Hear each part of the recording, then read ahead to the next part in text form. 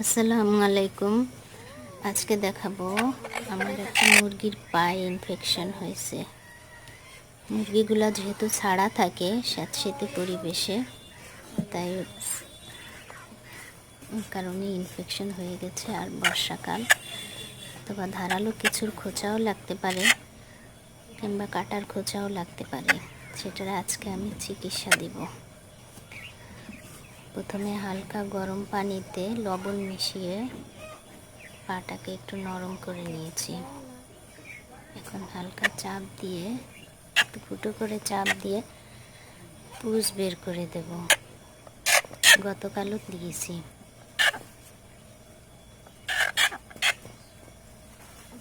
পুষ বের করে পরিষ্কার হয়ে গেলে তারপরে এখানে ভায়োডিন লাগাই দেব।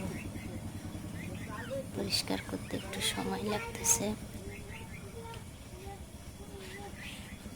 যেহেতু অ্যান্টিবায়োটিক খাওয়াইছি পুষটা একটু শক্ত হয়ে গেছে।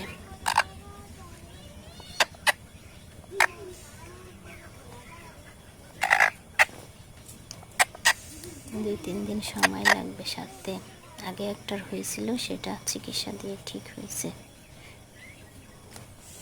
আর গুরুতর কোনো অবস্থা হলে তাহলে এটাকে পশু চিকিৎসকের কাছে নিতে হবে। বাম্বলপুট নামে একটা ব্যাকটেরিয়া আছে, এটার আক্রমণে সাধারণত ইনফেকশন হয়। এছাড়া মলম পাওয়া যায়, সেটা দেওয়া যায়। আমি শুধু ভায়োডিন দিয়ে দিচ্ছি।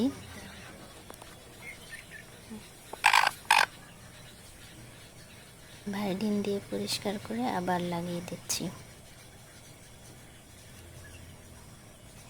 ভিতরে যায় না।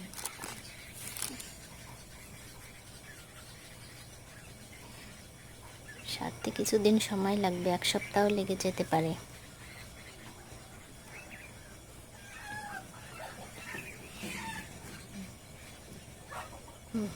ভায়োডিনটা লাগানো হয়ে গেলে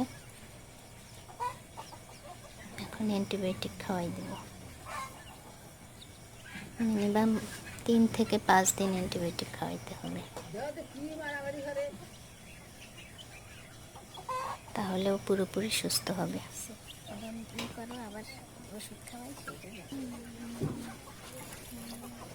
এটা হচ্ছে অ্যান্টিবায়োটিক ওষুধ, পানির সাথে মিশিয়ে খাওয়াই দিচ্ছি।